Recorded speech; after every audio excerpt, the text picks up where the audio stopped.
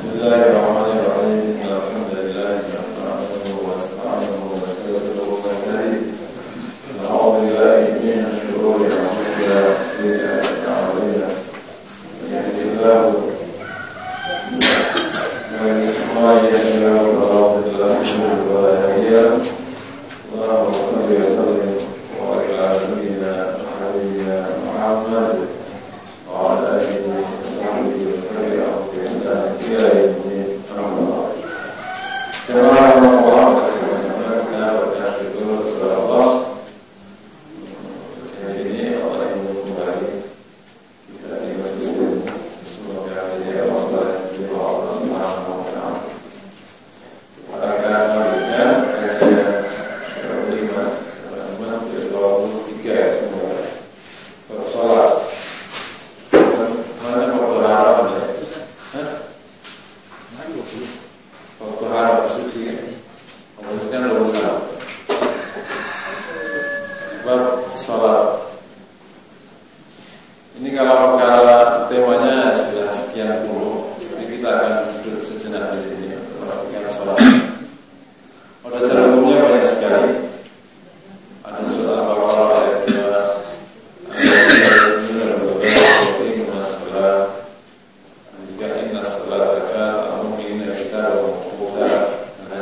salah satu hadis yang didasar dan kuat sekali. Al-ahdu alladhi bainana wa baina al-kufri as-salah wa man tarakaha faqad kafara. Pemisah atau janji atau janji, komitmen antara yang bisa membedakan orang mukmin dan orang kafir itu adalah salat. Barang siapa meninggalkan salat maka kafir kata Rasulullah.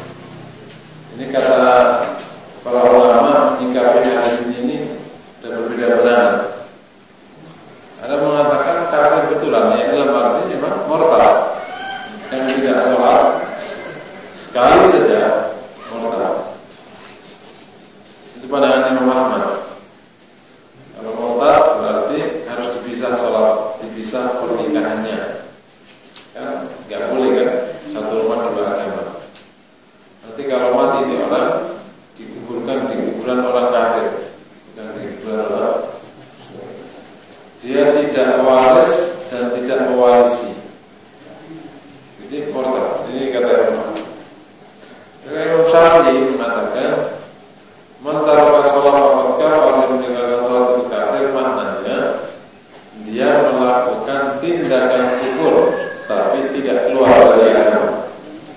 Namanya al-kufru duna kufri, kufur tapi di bawah kufur yang mengeluarkan orang dari agama. Jadi dengan istilah lain, al-kufr alladzi lam yakhruj sahibahu minal Islam, yakni kufur yang tidak mengeluarkan pelakunya dari Islam. Seperti ayat "Walam yahkum ma anzalallah ulaika humul kafirun." Orang siapa yang tidak berhukum dengan hukum Allah maka mereka kafir. Kafir di sini bukan kafir keluar dari Islam, tapi kafir yang melakukan tindakan kufur dan orangnya belum keluar dari Islam. Ini mirip memang pemahaman ini. Pemahaman Mazhab Syafi'i sebagaimana cabang iman 77, cabang kufur juga 77. Jadi kalau dia tidak melakukan cabang iman, berarti dia langsung melakukan cabang kufur sampai nanti bab iman yang terakhir, cabang iman pertama, yakni iman kepada Allah, dia mengingkari semua, baru kemudian menjadi kufur. Nah, Imam Syafi'i mengatakan ini, tapi juga mengatakan kalau dia tidak sholat,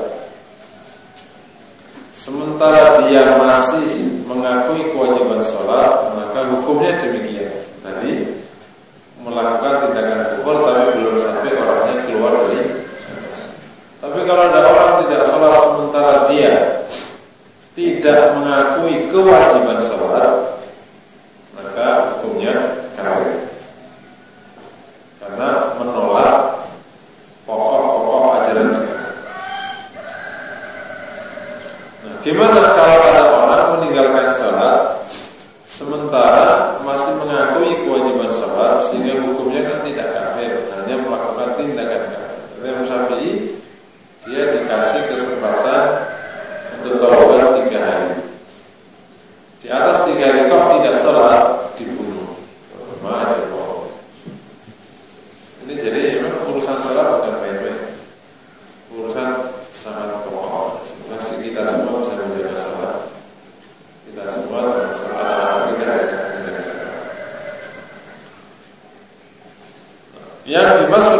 iqamatus shalah di sini ini banyak sekali.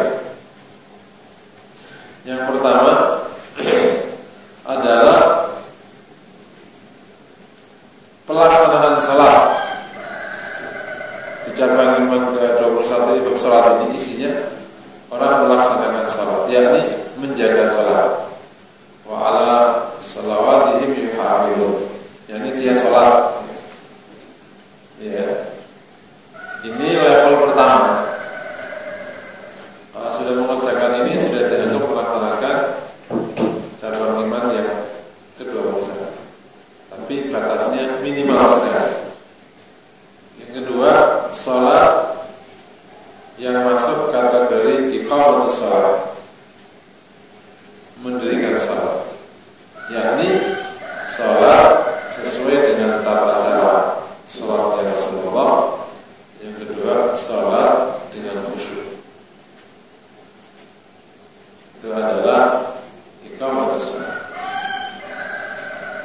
Level yang ketiga, yang paling sempurna,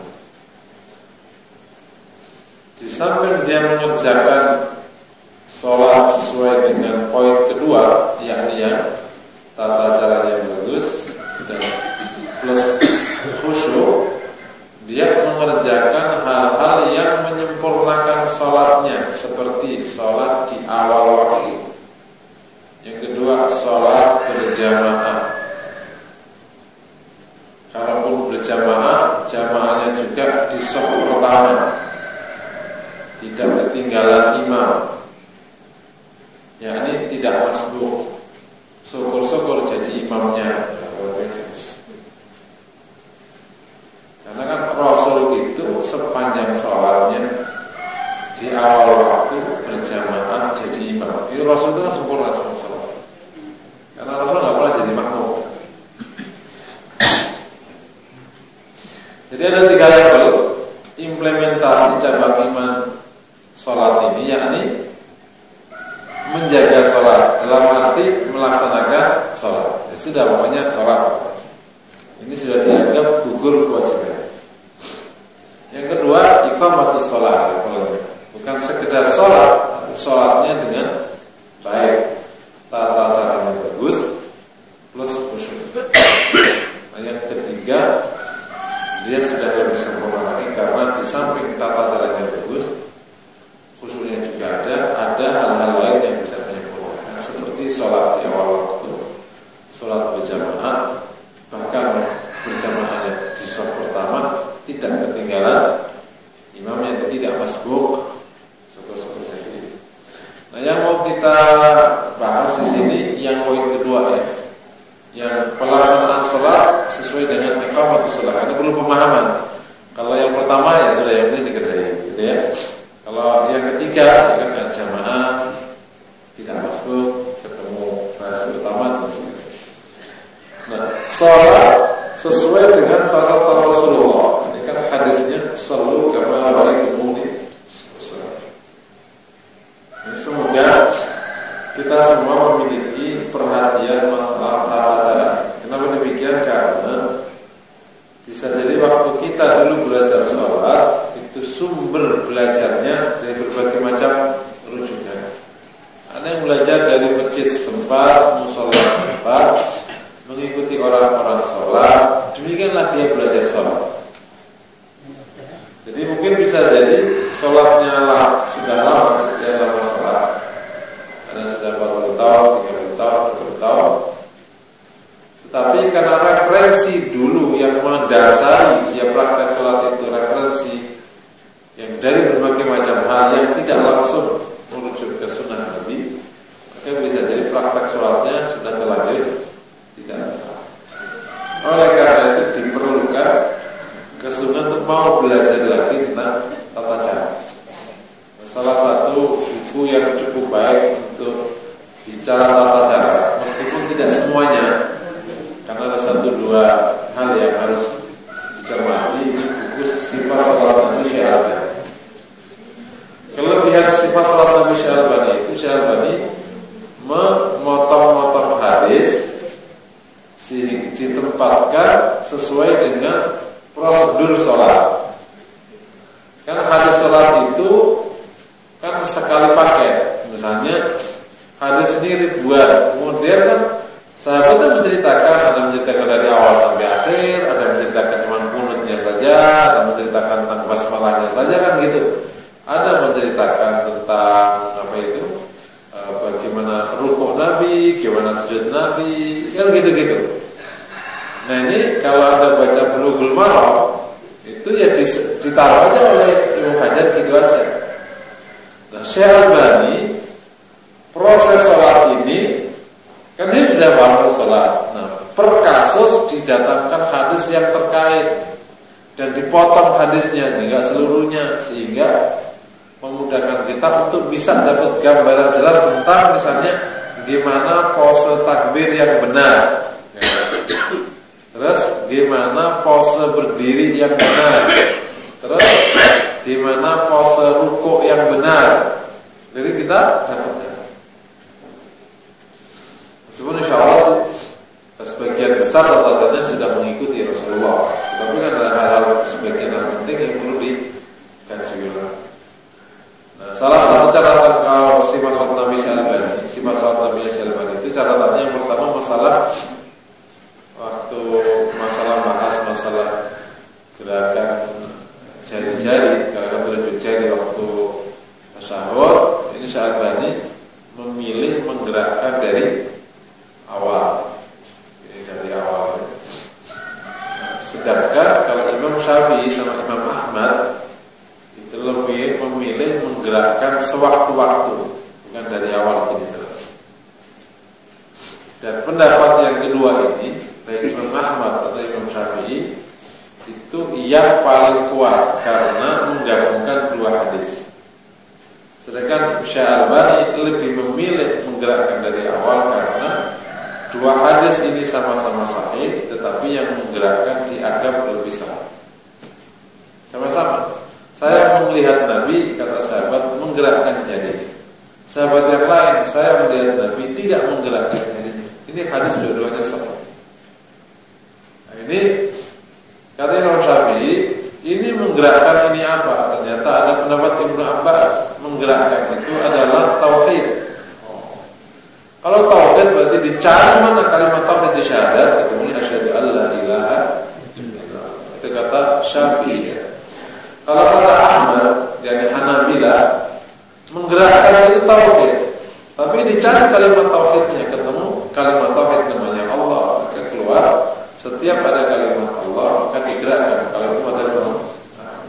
At-tahiyatul mubarakatuh shalawatut thayyibatu lillah. Assalamualaikum warahmatullahi wabarakatuh.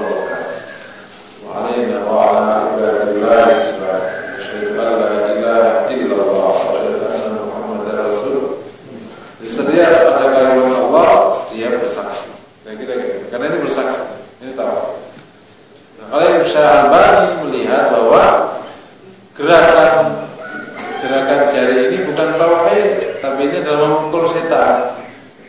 Jadi semakin sering semakin bagus. Karena ada hadis ini memukul, ini lebih keras rasanya di setan daripada apa hadis Rasulullah. Alhamdulillah hal ini menjadi catatan kalau di buku Syekh Albani itu karena ia lebih memilih menggerakkan dan mengabaikan yang lain, bukan menerima yang lain. Jadi tidak boleh tidak menggerakkan. Yang tidak menggerakkan yang bid'ah. Ini catatan saya. Kecepatan membid'ahkan. Padahal bahkan yang lebih kuat pendapatnya pendapat a'imah yang sebelum. Yang kedua catatannya adalah masalah niat. Niat tidak dibahas demikian baik di sifat salat Nabi Syalbani. Nah memang dia bukan belajar banyak dari Syafi'iyah, yang paling banyak bahasnya itu Syafi'iyah, sehingga kita kenapa Syafi'iyah itu bagusan bahasa niatnya itu tidak, karena salah satu usul mazhabnya itu adalah hadis Rasulullah innamal a'malu binniyat. Ini salah satu usul mazhab, dasar mazhabnya itu hadis ini, sehingga berkembang jadi 70 masalahnya 70 masalah niat urusan banyak sekali, sehingga memang kalau bahasannya Syafi'iyah yang paling kuat. Yang ketiga catatannya kalau nanti baca buku Syekh Shalal Al-Albani adalah tidak dibedakannya antara semua tindakan sholat dari wajib ke yang sunnah. Semua tindakan seakan-akan wajib. Pokoknya sifat Nabi gimana? Begitu. Nah, begitu itu wajib apa sunnah? Ya pokoknya dikerjakan aja. Karena ini memang buku hadis, bukan buku fikih. Nah, jadi kalau orang baca sifat salat Nabi Syekh Al-Albani kemudian tidak tahu fikihnya, maka nanti ketika menghadapi hukum yang berbeda pusing. Maka banyak buku-buku di lapangan itu judulnya provokatif, kesalahan-kesalahan sholat. Ya.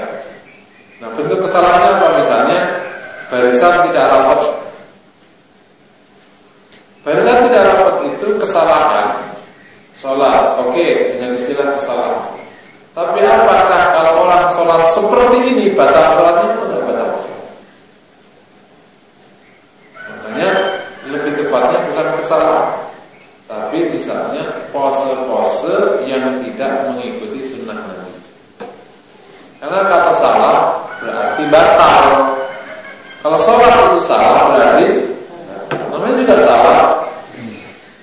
Maka istilahnya mestinya bukan salah, tapi pose-pose yang tidak mengikuti sunnah atau yang tidak mengikuti sunnah, nanti hukumnya yang berkembang di masyarakat.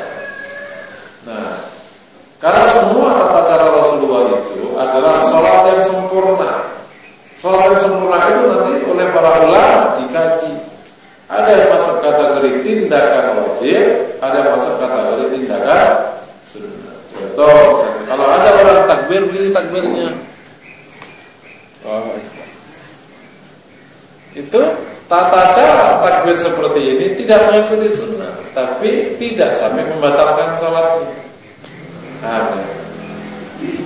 Tapi kalau dia justru dia gini, Allahu Akbar, padahal udah bener nih.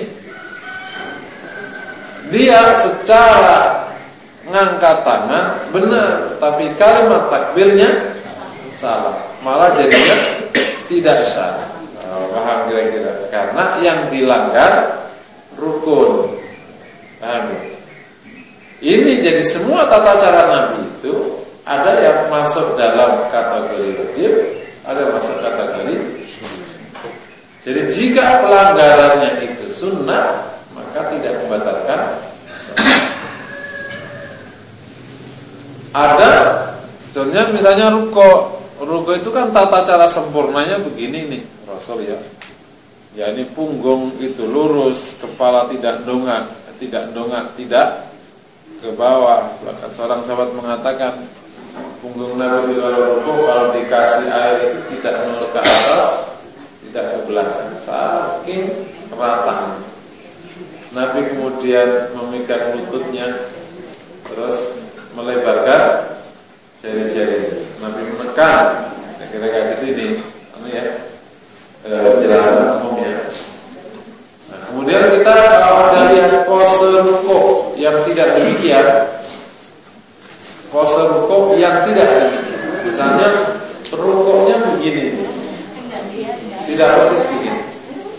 Atau ada orang rukonya begini, bukan pegang lutut tapi pegang tumit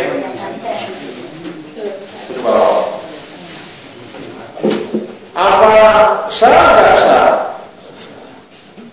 Jika pelanggarannya sampai pada batas minimal ruko, maka tidak sah.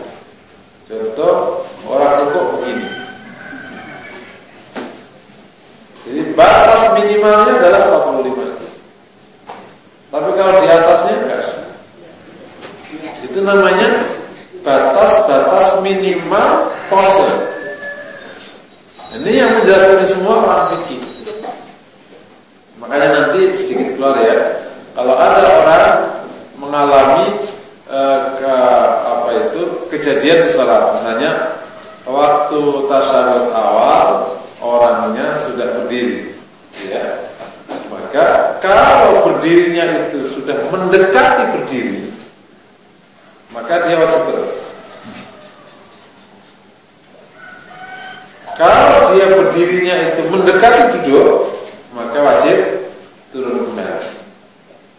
Nanti akhirnya dikasih sujud. Jangan sudah mendekati berdiri, bahkan sudah berdiri, balik lagi, batal sholat. Jangan berani, karena namanya mengulang rukun.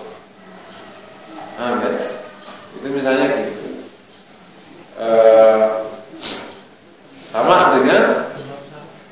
Sama dengan apa kasus kayak gitu ya. Jadi nanti ada ukuran minimal. Ukuran minimal itu syurutus sihah di setiap ruku, setiap rakaat. Kalau melanggar, nah di siwa salat Nabi tidak ada penjelasan ini, sehingga lahir pemahaman yang sekarang menjadi menyulitkan. Salat itu harus begitu, ya. Persoalannya adalah kemampuan masyarakat untuk mengikuti yang begitu itu beda-beda. Yang kedua, yang begitu itu sebagiannya masih berbeda pendapat di antara para ulama. Jadi tidak bisa dipaksakan satu pendapat. Pertanyaannya, kalau tidak begitu gimana?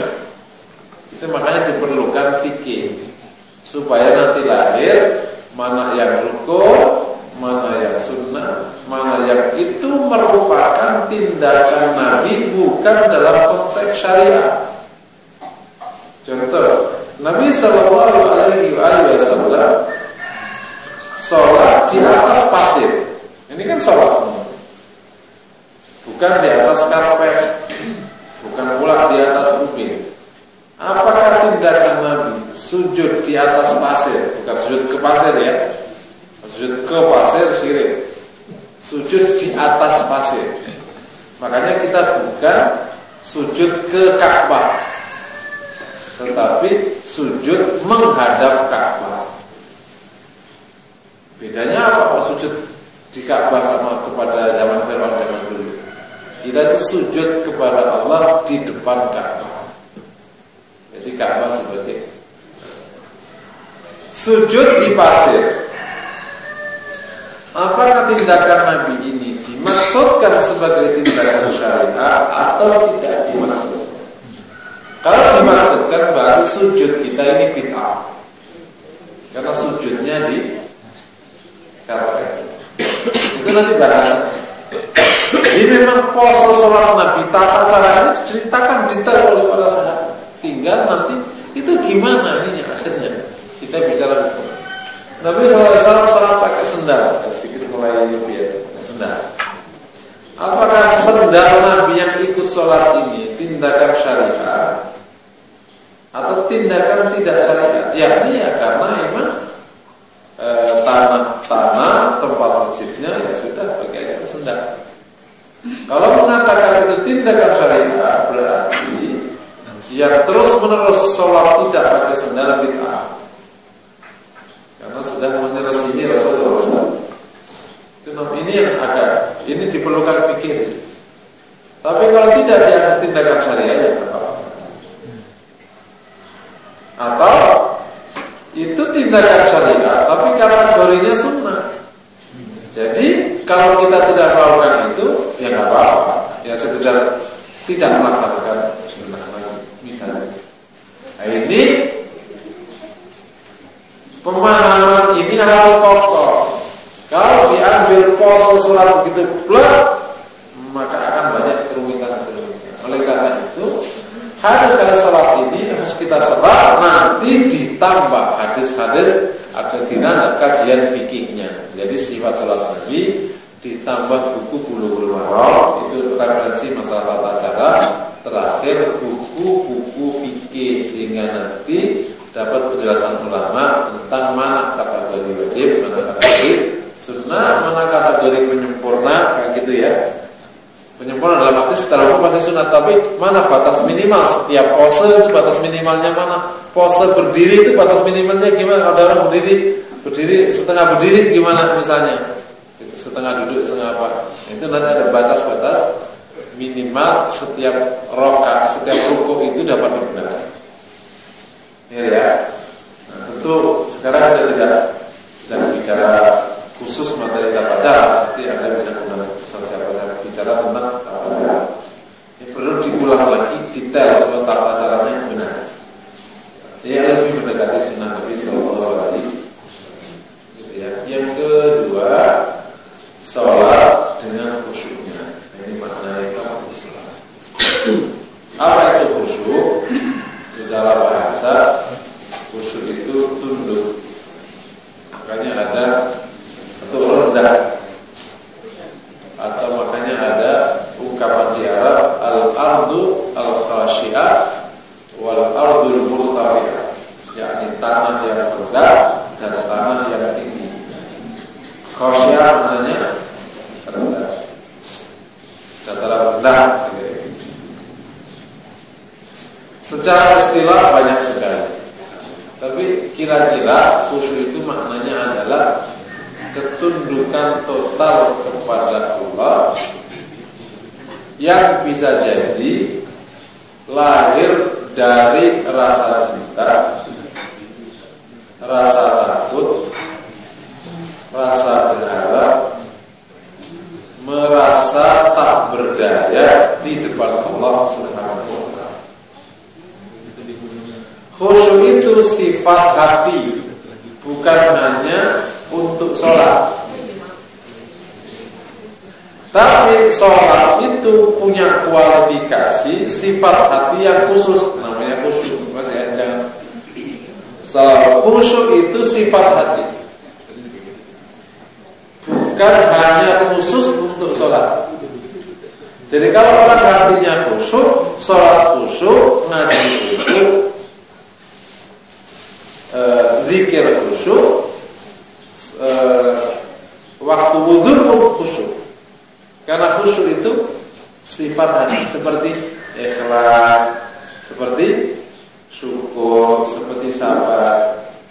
Cuman salah satu sifat yang sangat diperlukan dalam sholat itu namanya khusyuk. Karena berulang di Quran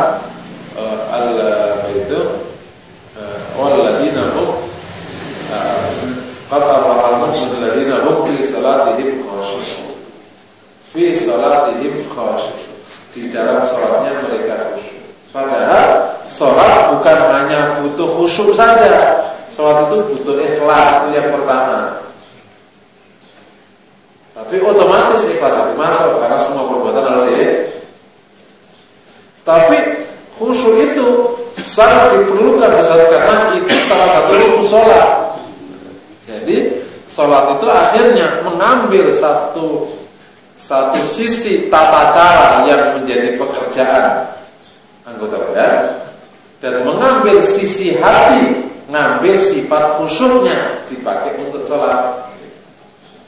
Dan khusyuk bukan hanya di dalam itu sifat hati. Jadi kalau kemudian khusyuk dalam sholat itu maknanya gimana? Yakni orang yang menggunakan sifat khusyuknya dipakai dalam sholatnya. Nah, khusyuk itu apa? Khusyuk itu ketundukan yang lahir. Biasanya ketundukan ini lahir dari bauran beberapa sifat. Ada cinta, ada takut, terus ada berharap, terus ada perasaan tak berdaya, yakni tadarruk kepada Allah, plus ada yang mengatakan bahkan hancur, terhina di depan Allah Subhanahu wa Ta'ala. Kalau dia definisi ini, maka khusyuk itu sebenarnya bauran sifat, yakni campuran banyak sifat melahirkan sifat utama, namanya khusyuk. Dia datang dari cinta, tapi bercampur dengan rasa takut, tapi bercampur dengan berharap, terus bercampur dengan kerendahan hati, bahkan perasaan tak berdaya di depan Allah Subhanahu wa Ta'ala. Ini semua akan melahirkan ketundukan hati. Untuk menggambarkan sifat ini munculnya gimana? Ada kondisi manusia yang memang dengan mudah muncul sifat ini. Seorang laki-laki bisnisnya bangkrut, suami istri musir, mertua marah-marah, kabur, terus duit habis, ATM dicabut semua, jengkolnya ke depan rumah, sholat khusyuk enggak?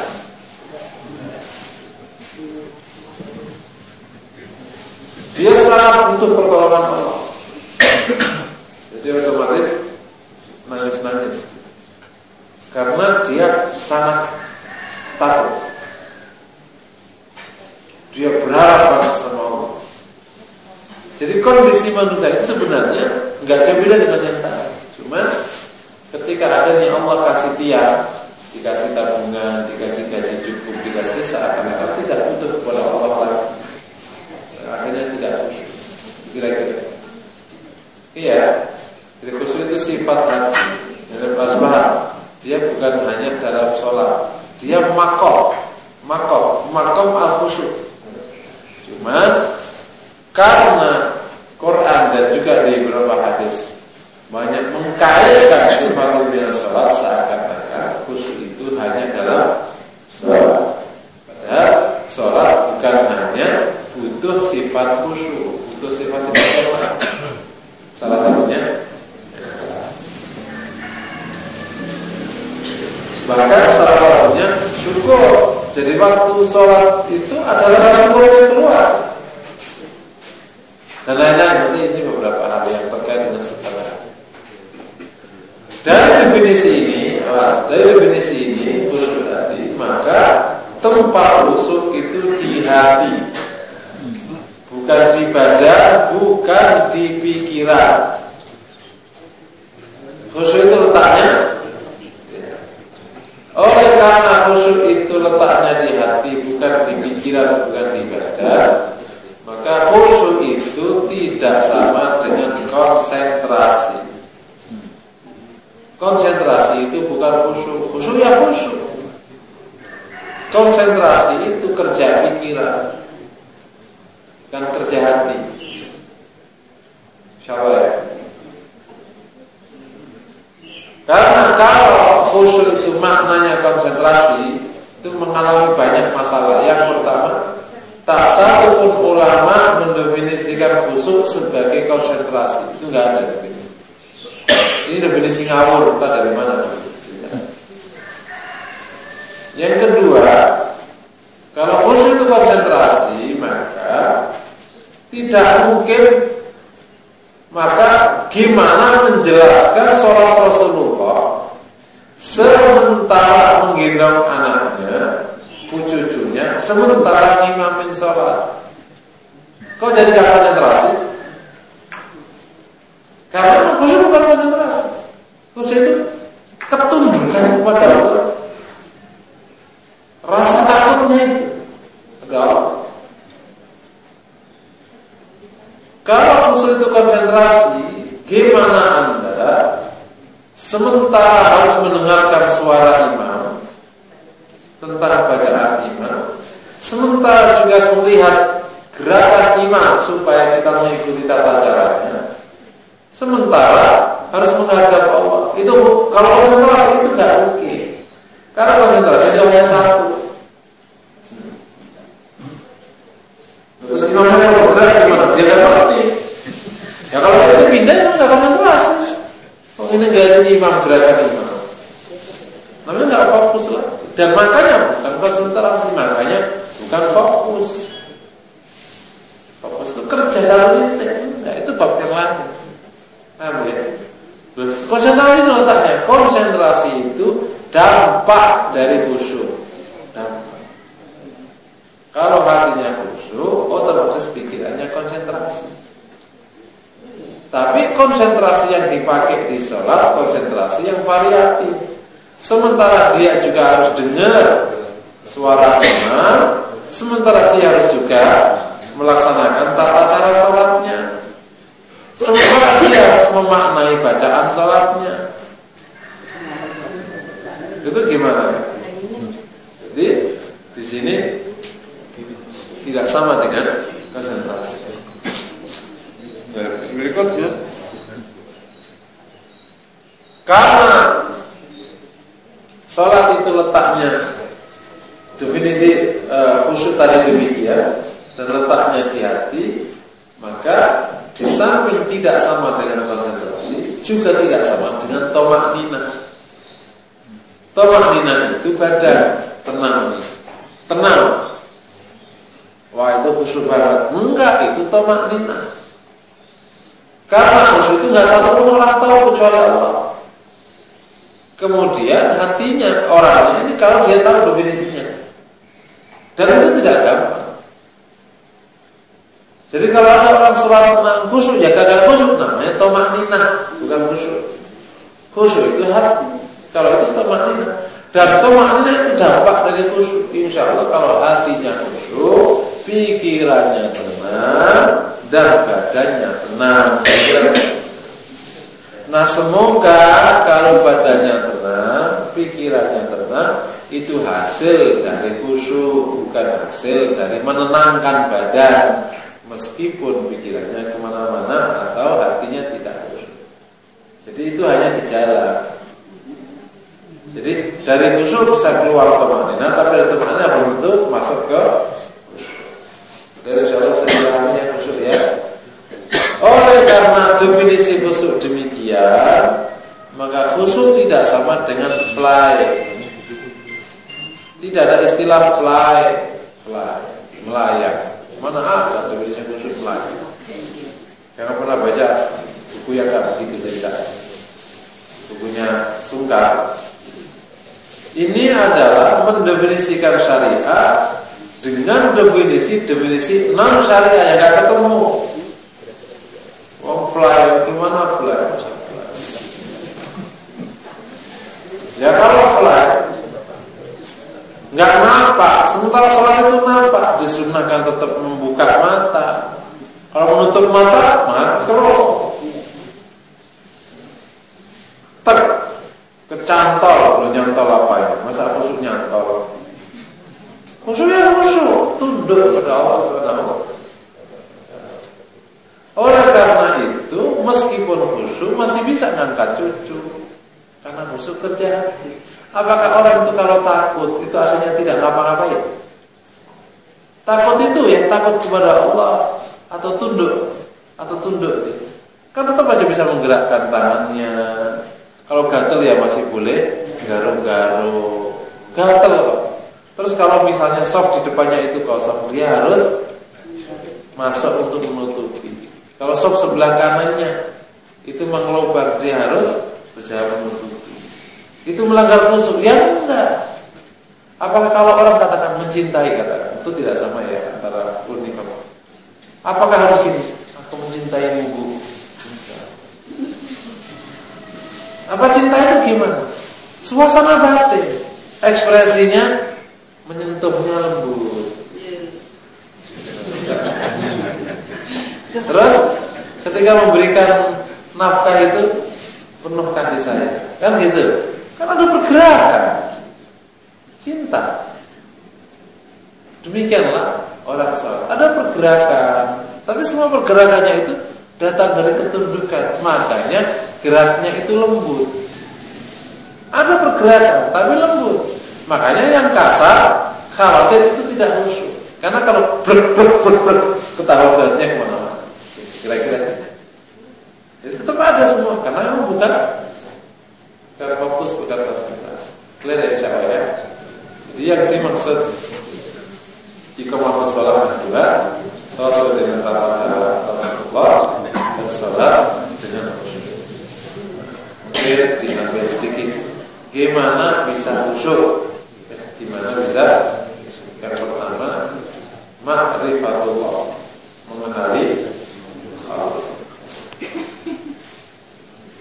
Ini contoh kecil saja. Kalau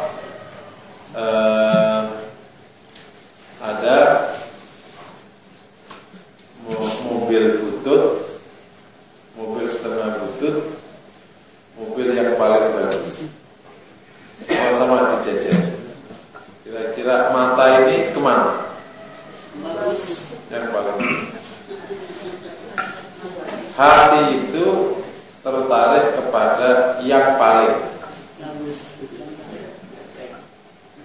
Kalau hati ini nggak kenal Tuhannya, maka hati nggak tertarik pada Tuhan. Meskipun badannya sudah dihadapkan, hatinya nggak bisa ngadep. Kalau tidak tahu Tuhannya itu maha kuasa, syadidul azab, azabnya itu berat. Kalau menghentikan rezeki tak satupun orang nanti bisa menguras. Kalau tahu ini, hati pasti takut pada tunduk. Tapi kenapa nggak tunduk? Tidak tahu. Tahu pikirannya, mulutnya yang tahu, bukan hati. Hatinya yang tahu, hatinya itu tahu bahwa yang kasih duit itu bos. Makanya kalau bosnya marah, malah langsung takut. Kan betul? Gitu tak? Waduh, hajus hidup. Kenapa? PHK. Tapi orang kalau mengatakan anjur hidup dunia, aku masih siap. Nanti kalau Tuhan murka gimana? Habis kan? Ada mengatakan itu. Jadi yang pertama, ma'rifatullah, kenali Allah melalui asma dan sifatnya. Akhirnya nanti hati tertarik, tunduk. Yang kedua, menyatu dengan makna bacaan salat. Salah satu anggota badan yang unik itu namanya pikiran, otak. Dia selalu bekerja meskipun tidak diminta. Nggak kayak mata. Mata itu baru bisa melihat kalau memang dia lihat. Meskipun ke situ tapi kalau nggak mau lihat ya lihat. Pikiran itu disuruh atau nggak disuruh dia bekerja. Jadi kalau pikiran itu tidak bekerja untuk sholat, maka dia akan bekerja untuk yang lain. Kalau bekerja untuk yang lain, maka hati dia bisa tunduk kepada Allah. Dia memalingkan pikirannya kepada urusan selain.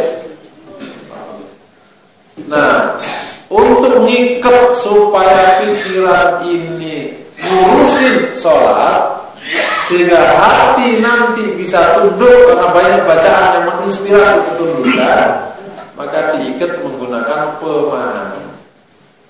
Karena kalau pikiran tidak paham yang dibaca, pasti dia akan mikir yang lain. Karena berarti kan dia nggak kerja. Orang bengong itu bukan karena nggak mikir yang lain. Ini ada yang ngaji. Lo kok nggak lagi kosong pikiran? Bukan kosong, mikir yang lain. Maksudnya kan yang kita pikir sekarang ngaji. Mikir maknya yang ada di rumah yang ngaji sama orang lain. Jadi akhirnya, kira-kira. Jadi kalau pikiran tidak diikat dengan bacaan salat melalui paham itu, maka pikiran akan mencari pekerjaan lain. Nah, kalau pikiran mencari pekerjaan yang lain, otomatis hati akan ikut karena hati itu dipengaruhi sama pikiran. Suasana hati itu sangat menurut sama suasana sama prosedur pemikiran. Oleh karena itu, kalau dia paham bahkan menyatu pahamnya dengan bacaan salat, insya Allah bisa membantu hatinya lebih mudah tunduk kepada Allah Subhanahu. Karena membaca bacaan salat yang mendorong orang itu tunduk kepada Allah Subhanahu. Tapi levelnya bukan level menerjemahkan makna bacaan salat, itu malah nanti nggak khusyuk.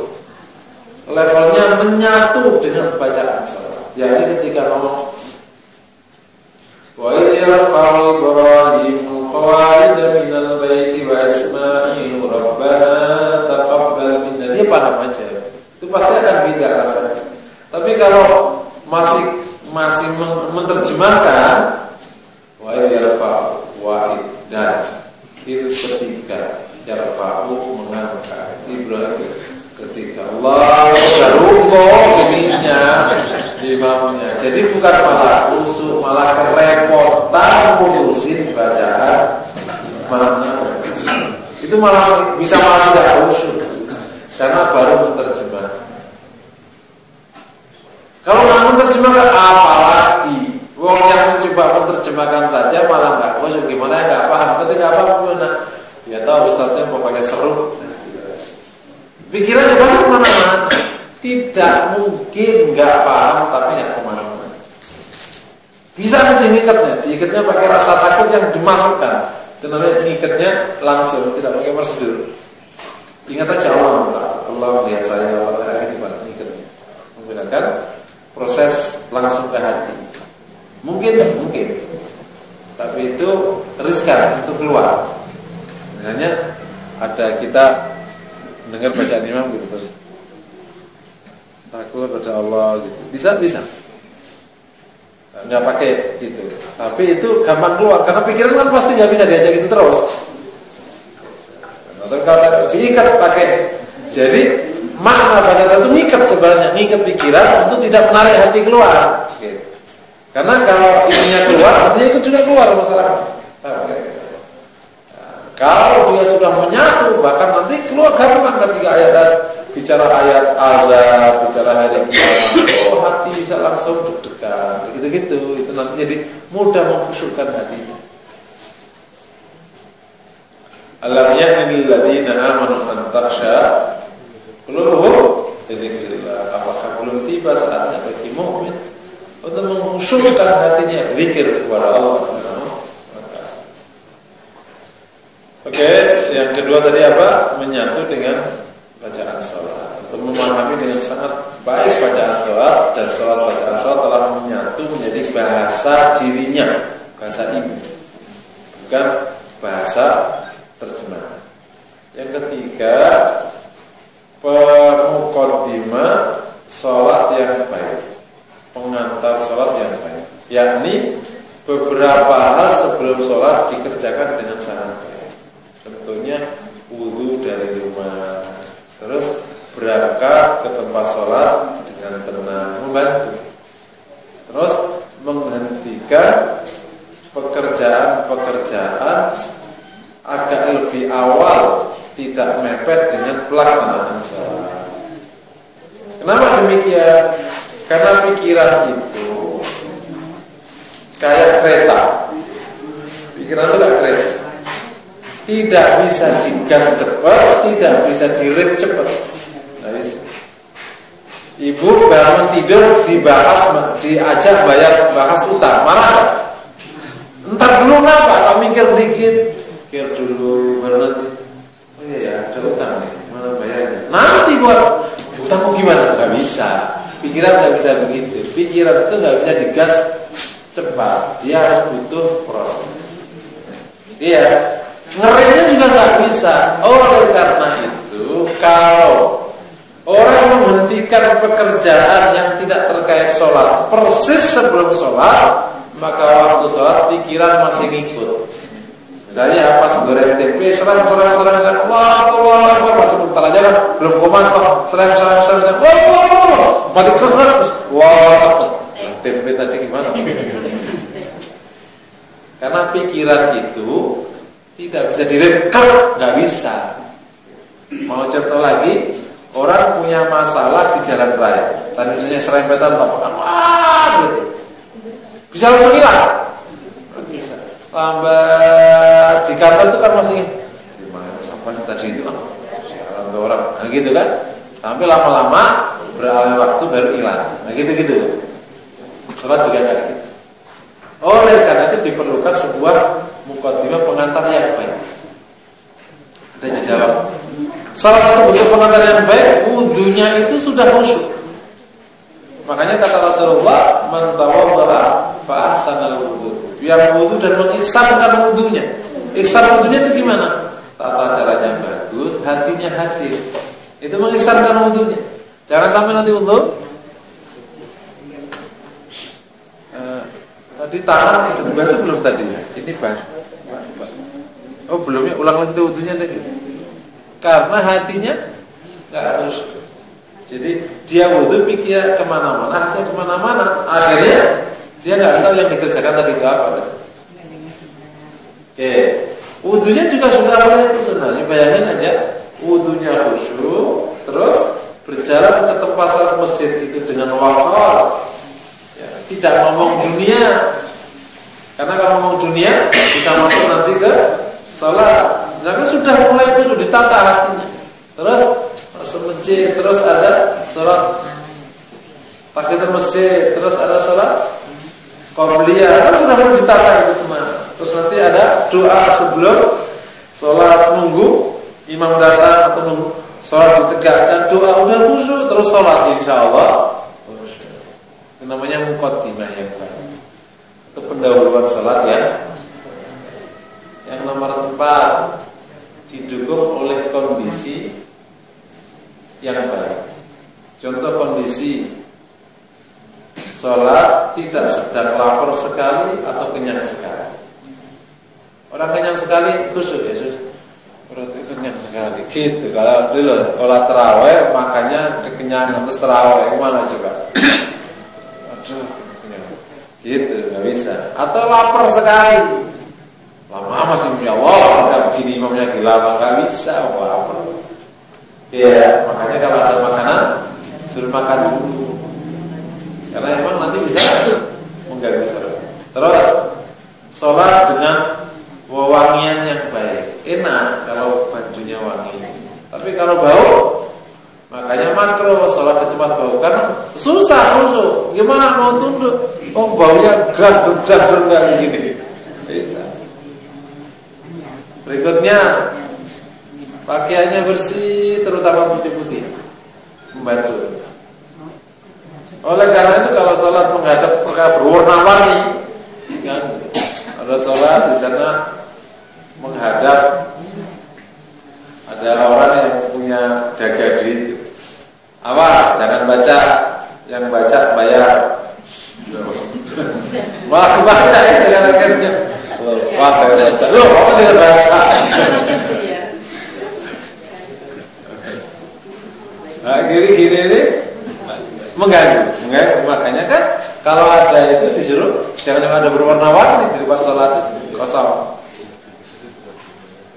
Terus baik juga sholat dalam keadaan tidak menahan hajat. Mau kepipis sholat ya nggak bisa. Saya jamaah nggak bisa.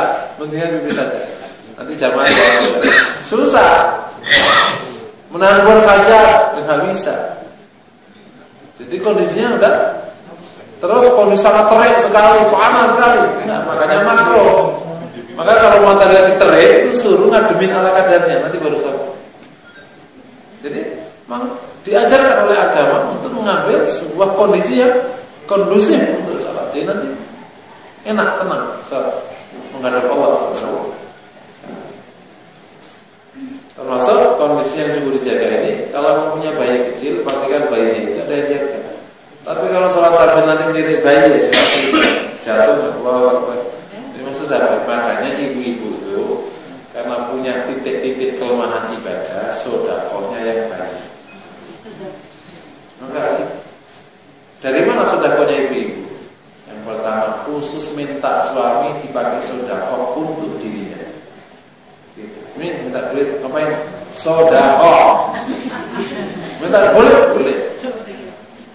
Kalau nemenin suami sedekah namanya nemenin. Minta khusus. Yang kedua, kalau punya duit ditabung, jangan dipakai belanja. Karena yang belanja kewajiban suami. Nah, habis tabungannya dipakai sedekah. Mah, duitmu kemana? Kemana kan banyak kayak sedekah. Lo kenapa nggak pakai beli apa-apa? Ya, karena kewajiban kamu, bukan kewajiban saya. Ketiga, kerja. Kan itu sumber penghasilan wanita. Kerjanya pakai sedekah. Bukan dipakai beli mobil. Karena apa? Kewajiban suami. Nah, enak kan jadi. Terus kalau dikasih orang tuanya, kan sumber-sumber penghasilan seorang wanita. Ditumpuk, dipakai sedekah. Bukan dipakai beli mobil. Karena beli mobil itu kewajiban. Enak kan? Jadi maka wanita itu kerjanya kalau punya duit sedekah. Jangan mau terlibat ngurusin rumah. Itu kewajiban. Nah, tapi salah satu orang yang bisa disedekah namanya suami. Sedekah ke suami untuk menutupi kekurangan ibadah. Tapi ingat, suami yang bisa disedekah itu kalau suaminya miskin. Kalau suaminya kaya tidak boleh disedekah. tapi boleh dikasih hibah. hanya nama sebuah ibadah. Kalau suaminya kaya namanya hadiah, kalau suaminya ala kadarnya namanya hibah. Suami miskin namanya sedekah. Ini suami miskin ini buat sedekah. Dipakai nafkahin kita. Boleh. Karena kan istrinya punya penghasilannya bagus, istri suaminya nggak punya, boleh nggak sebut dipakai nafkahin. Nah itu juga menjadi bagian dari cara untuk menutup kekurangan. Memang ibu luar biasa. Semoga si Allah muliakan. Karena Allah berlarang berjatuh. Mana ada di sini salah, Allah bagaimana jadi diangkat lagi? Kalau nggak diangkat nangis saja buruk, hanya diangkat, hanya mengurangi kualitas. Makanya perlu ditutup pakai. Makanya kalau jangan ibu jangan pelit. Budaya kebalik. Ibu-ibu cenderung pelit, bapak-bapak cenderung dermawan kebalik. Mestinya bapak-bapak cenderung pelit karena kan dia yang ngatur semua keuangan. Ibu-ibu bayar saja, kurang minta sama suami. Kamu apa kan? Kalau mau mintanya dapat susah. Mintanya mas duit, ya duitnya mana? Ya mana duitnya? Ya tak saya kasih. Duitnya mana? Ya tak dikasih. Jadi ada kondisi-kondisi yang mendukung sholat. Makanya kalau misalnya ada bayi, ada apa, ya pastikan bisa terjaga baik supaya sholatnya bisa. Ini kira-kira ada 4 lah tata cara agar kan 4 tim agar kita bisa khusyuk dalam. Kembali ke tema cabang ke-21. Jadi implementasi cabang ke-21 yang namanya sholat itu pertama level yang paling rendah yakni melaksanakan sholat, gugur kewajiban. Ya tata caranya ala kadarnya, khususnya ala kadarnya. Yang penting masih sah, itu sudah dianggap melaksanakan cabang sholat. Yang level di atasnya dia sudah bukan sekedar melaksanakan sholat, bukan fi'lus sholat, tapi sudah iqamatus sholat. Yang mendirikan sholat, yakni tata caranya bagus, khusyuknya hadir. Nah, yang ketiga ini yang paling sempurna. Dia sudah mendirikan dengan kualifikasi nomor 2, tapi ditambah kesempurnaan sholat. Contohnya sholatnya berjamaah di awal waktu, jamaahnya tidak ketinggalan imam di baris pertama. Syukur-syukur jadi imam. Nah, syukur-syukur sholatnya lama sekali. Syukur-syukur jamaahnya banyak sekali. Karena jamaah sedikit sama jamaah banyak itu. Syukur-syukur di Mekah, wah luar biasa. Di Mekah. Itu adalah keutamaan iqamatus shalah. Nah, ya kita minimal bisa melaksanakan di poin kedua. Nah, ditambah nanti beberapa kesempurnaan sehingga nanti implementasi cabang ke-21 sempurna dengan izin Allah SWT. Mungkin demikian ya materi yang kita akan sampaikan. Assalamualaikum warahmatullahi wabarakatuh.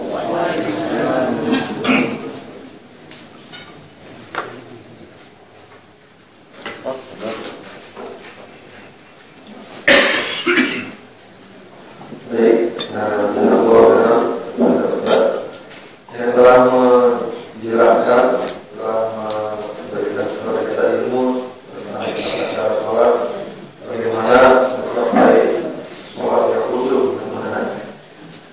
Saya kira kita semua dalam ahli sholat.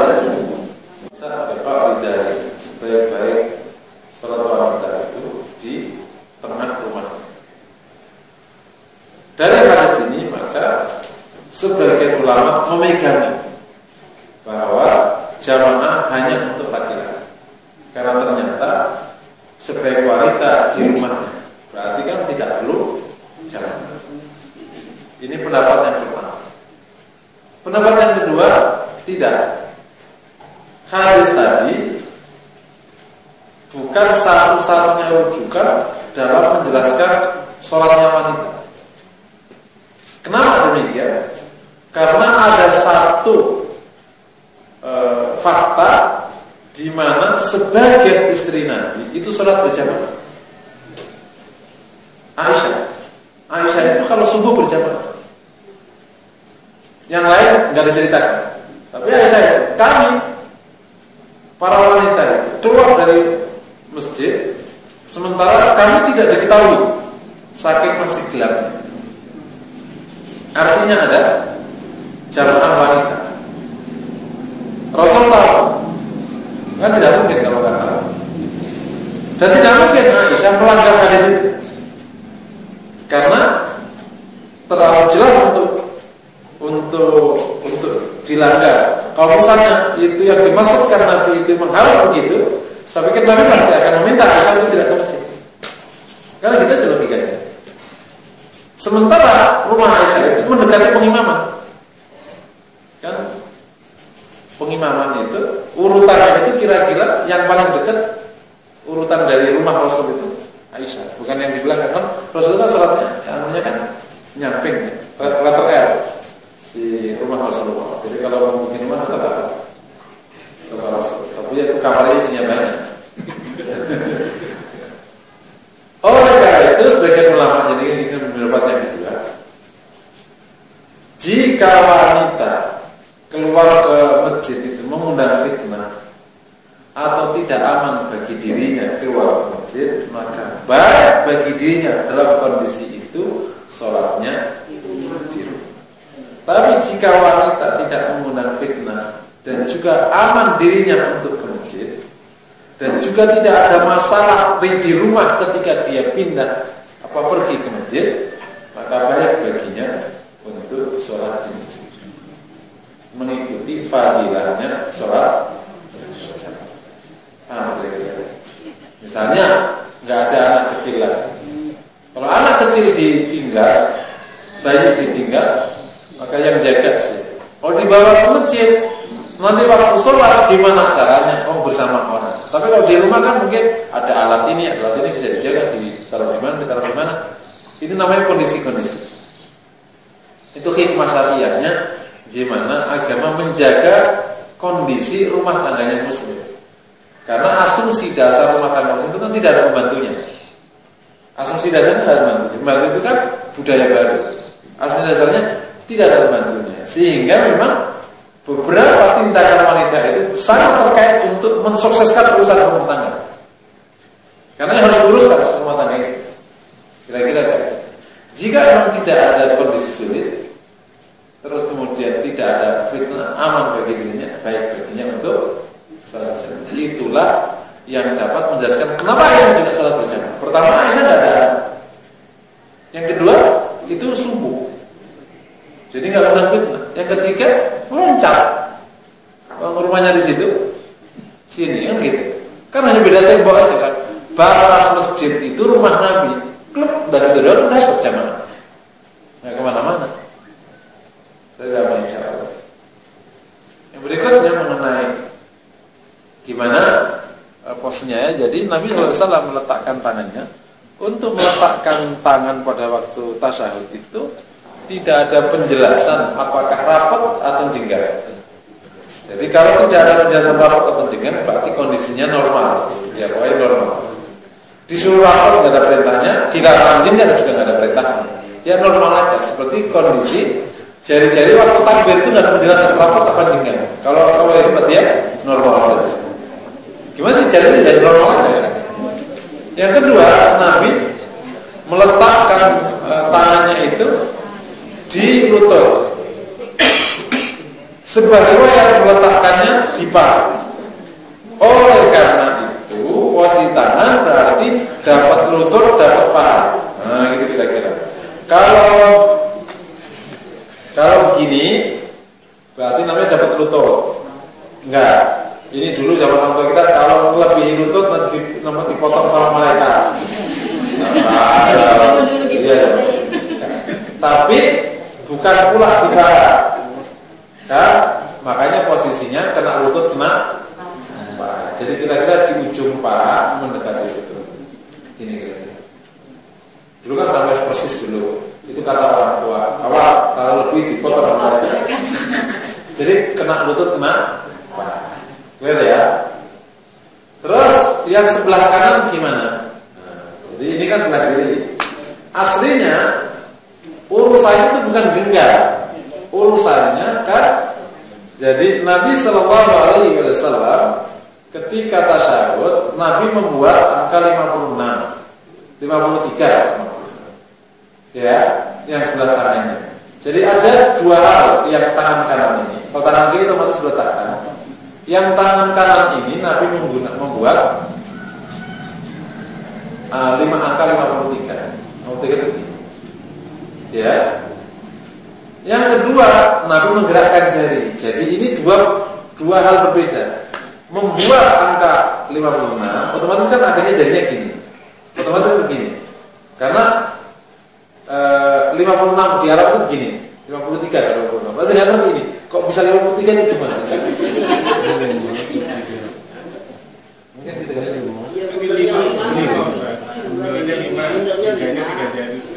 oh iya. Enggak gitu lah. Oh ya gitu ya. Bikin kayak gitu. Yang kedua, Nabi menggerakkan telunjuk jari. Nah, kapan menggerakkannya? Nah, itu akhirnya yang saya bahas tadi. Ya. Jadi ada 3 madhab kalau mau digerakkan dari awal, digerakkan pas asyhadu an la ilaha illallah saja, digerakkan pas kalimat Allah. Nah, gitu aja. Jadi posisi tangan begini dan begini dari awal salat, dari awal tasyahud. Dari begini sudah posisinya. Ini sudah nunjuk. Bukan pas asyhadu an la ilaha illallah, bukan begitu. Bukan. Dari awal sudah buat. Karena kondisinya bukan sedang asyhadu an la ilaha, bukan begitu, bukan. Kondisinya sejak awal sudah membuat angka, kemudian baru kondisi menggerakkan jari.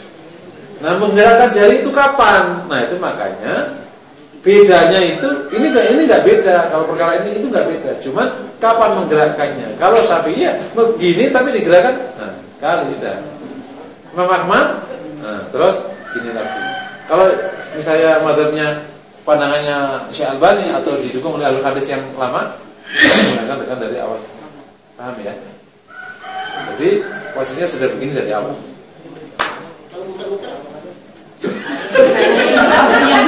Makanya khusus gerakan jari ini apakah ke atas ke bawah atau kemuter ke samping itu tidak ada penjelasan detail. Tetapi karena ada hadis tentang la ya asyaddu salafah, dia lebih keras pukul terhadap setan, maka asumsi dasar namanya mukul ke atas ke bawah. Kalau gini yang namanya bukan mukul, namanya bikin posisi. Itu salah satu yang menjadi catatan bagi yang punya mazhab gerakan dari awal. Karena gerakannya itu tidak ada penjelasan. Pokoknya dia bergerak. Ya, jadi digerakin, udah buat 50 dari awal, digerakin dengan 3 madhab tadi. Boleh dari awal begini, boleh boleh. Tapi saya pribadi tidak lebih cenderung menggerakkannya jarang-jarang.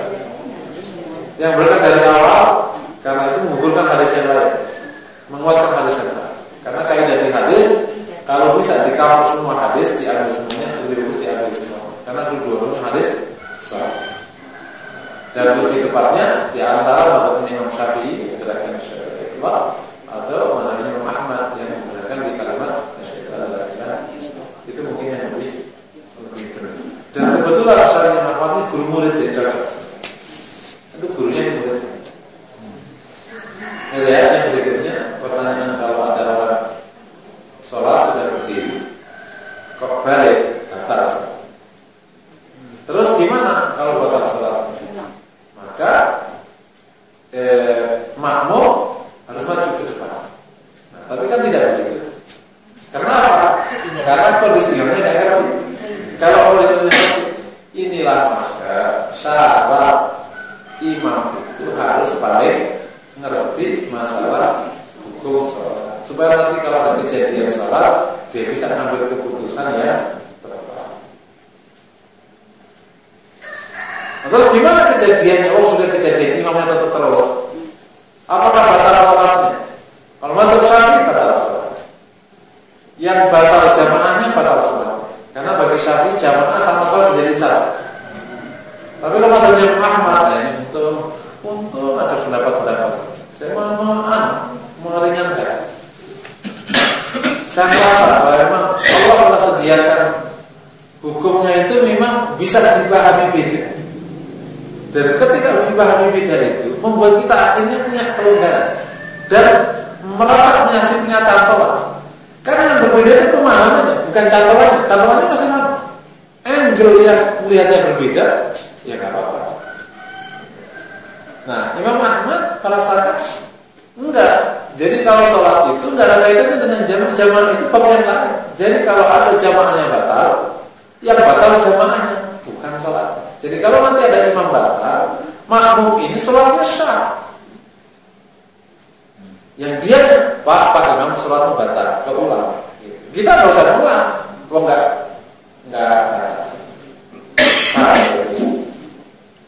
Nah, kalau Imam Syafi'i ketika hanya ketemu kayak ini, gimana kalau ketemu Imam Bahlul begini? Misalnya nggak ngerti, masa urusan fikih sedang gitu nggak ngerti? Maka bagi makmum yang ngerti masalah hukum sholat, yang kedapatan imamnya tidak mengerjakan yang tepat tadi, maka dia langsung keluar secara itu penyelesaian hukumnya. Dia harus keluar jadi munfarid. Jadi sejak batalnya imam, maka langsung munfarid. Munfarid itu bisa pindah baris atau tetap di baris yang sama, tapi sudah tidak mengikuti semua prosedur, sudah niat keluar dari jamaah. Nah, sebaiknya kalau keluar dari jamaah ini semua istihadat, dia sudah memisahkan dari baris supaya nanti tidak terjadi fitnah. Kalau sementara dia di baris, kalau sementara dia tidak ikut jamaah, dia harus pindah. Ini fikih istihadat. Cukup? Baik. Nah, ini masih nyambung aja, Ustaz. Kan tadi menghindari fitnah, Ustaz. Menghindari fitnah. Kenyataannya justru kalau kemudian dia munfarid, itu yang jadi fitnah, Ustaz. Karena sebagian besar jamaahnya justru nggak ngerti, gitu. Maka ketika dia munfarid, sementara misalnya di depannya penuh, belakangnya penuh, dia nggak mungkin pindah, kan? Apa dia gitu? Seandainya pun dia pindah, misalnya ke belakang, juga nanti kemudian jadi pertanyaan bagi jamaah yang lain, kan? Gimana sih orang sholatnya? Itu yang pertama. Kemudian yang kedua, kan batal ketika dia berdiri kemudian dia duduk lagi. Sementara ketika mekanisme berjamaah, ketika imam lupa diingatkan oleh makmum, maka dia harus melakukan hasil pengingatan itu. Nah, seandainya dia sudah berdiri sementara makmum masih duduk, kemudian dirinya itu salah terus diingatkan, artinya kan dia duduk itu untuk melakukan pengingatan dari makmum. Apakah ketika dia melakukan pengingatan itu tetap batal? Lebih baik sudah dia keluar aja gitu. Jadi istilahnya mau diingetin buat tetap batal gitu. Seperti itu atau gimana? Ya, kalau masalah fitnah tadi ya itu kan bab ini sudah bukan di luar kondisi fikih ya. Kondisi sudah fikih dakwah, bukan fikih hukum ya. Ya nanti kalau nggak bisa keluar justru di situ sementara hatinya sudah niat munfarid, tapi prosedurnya mungkin disesuaikan dengan kondisi imam. Disama-samakan bacaannya, kalau kurang banyak dia bacain lagi, supaya ketemu pas. Ternyata apa cepat gitu, seperti bacaannya supaya nanti itu pakai ketemu semuanya ketemu. Kira-kira kan menyelisih dikit ala kadangnya kan nggak ada urusan mau nggak sama kok. Paham ya? Itu nanti eksekusi di lapangan. Yang kedua, makanya sholat itu butuh dua-duanya pinter. Kalau ada imam sudah pada posisi sempurna berdiri, nggak usah diingetin ya sudah.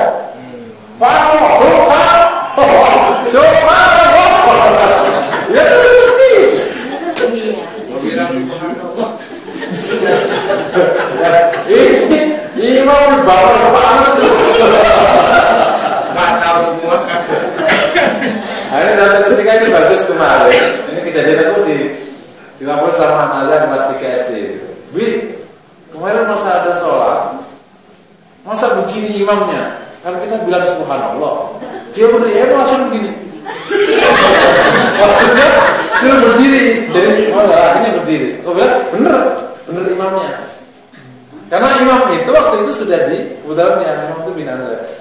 Udah berdiri sempurna. Udah bilang subhanallah, udah nggak bisa turun dia. Nah, si makmumnya tutup botol subhanallah. Maka imamnya bilang, gede.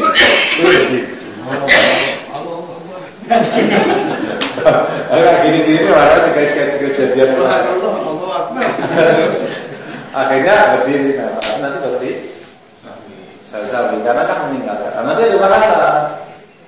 Kalau yang ditinggalkan itu rukuk rokaat, kalau ditinggalkan itu rukuk rokaat, rukuk, meninggalkan rukuk. Kejadiannya sama. Jadi kalau yang ditinggalkan itu yang bukan rukun kayak tasyahud awal, maka penyelesaiannya pakai sujud sahwi.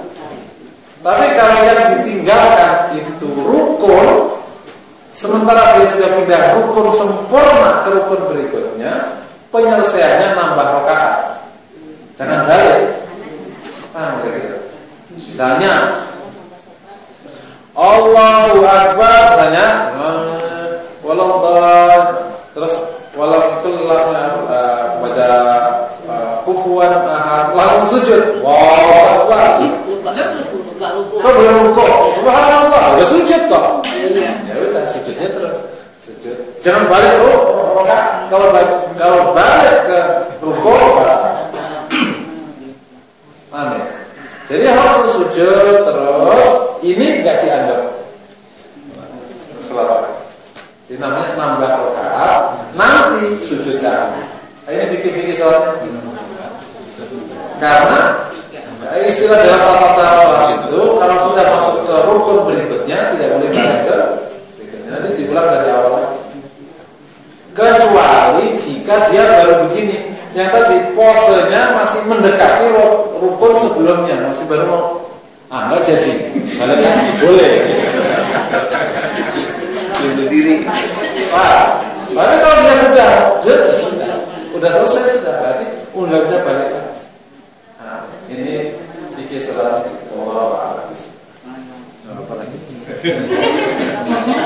Saya mau ini konfirmasi tadi kan ada beberapa catatan dari buku sifat sholat Nabi. Saya kurang paham nih maksudnya catatan ini. Catatan untuk tidak diikuti atau ya catatan untuk tidak diikuti. Ya karena Syekh Albani terlalu keras di bab yang semestinya nggak perlu keras. Kan masalah gerakan ini kan itu kan. Jadi kalau kita ngambil buku itu ngambil kebaikan-kebaikan. Tentu kalau yang bisa menetralisir ya, kalau tidak ya jangan mengalukan analisis. Jadi kelebihan buku Syekh Albani adalah Syekh Albani bisa mengumpulkan hadis di bab yang sama dengan potong-potong itu. Dari sudut motong hadis itu jadi masalah, tapi dari sudut kita akhirnya sebagai pengguna ini enak, karena kan semua masalah rukuk jadi satu, semua masalah sujud jadi satu. Sementara kan hadis rukuk itu kan berbagai macam hadis itu kan kepanjangan. Kalau Bulughul Maram itu kan jadiin satu, pokoknya ditaruh aja situ. Nah Syekh Albani enggak, rukuk dikadiskan semua hadis rukuk. Itu kan hadis itu potongan-potongan. Yang sebenarnya hadis rukuk itu ya gabungan hadis sujud, gabungan hadis Fatihah, gabungan yang harusnya panjang. Nah kalau dihadapkan semuanya, kan pusing kita bacanya. Yang diperlukan kan hadis rukuknya. Nah itu kelebihannya. Sehingga kita mendapatkan gambaran utuh tentang pose-pose yang tidak kita dapati di buku-buku lain. Bahkan buku sebelumnya, Bulughul Maram nggak bisa pose, karena Bulughul Maram itu semua hadis sholat jadi satu best, gitu aja. Nggak di potong-potong. Memotong hadis itu jadi catatan kalau di ulama hadis. Apa boleh apa nggak boleh, gitu. Tapi bagi pengguna gimana? Tapi catatannya beberapa istiadatnya Syekh Albani melampaui batas. Dalam arti terlalu keras. Contoh ketika tidak menggunakan, bagi dia hadis yang tidak menggerakkan itu tidak lebih sahih daripada yang menggerakkan. Syekh Albani mengambil yang paling sahih. Padahal menggabungkan itu tetap lebih utama daripada membuat salah satu. Kecuali hadisnya itu dari sama-sama hadis sahih, kenapa harus di itu kedua. Yang kedua masalah seperti yang kita dengar tadi antum bilang khusyuk itu rukun, betul ya? Bukan, maksudnya khusyuk rukun Khusyuk bukan, khusyuk bagian dari iqamatus shalah. Iqamatus shalah. Jadi kalau tidak khusyuk ya berarti tidak iqamatus shalah, tidak mendirikan. Meskipun nanti kalau di dalam masalah eksekusi hukumnya, apakah kalau orang tidak khusyuk dalam sholat itu batal sholatnya? Sebagai ulama mengatakan batal. Ghazali mengatakan batal.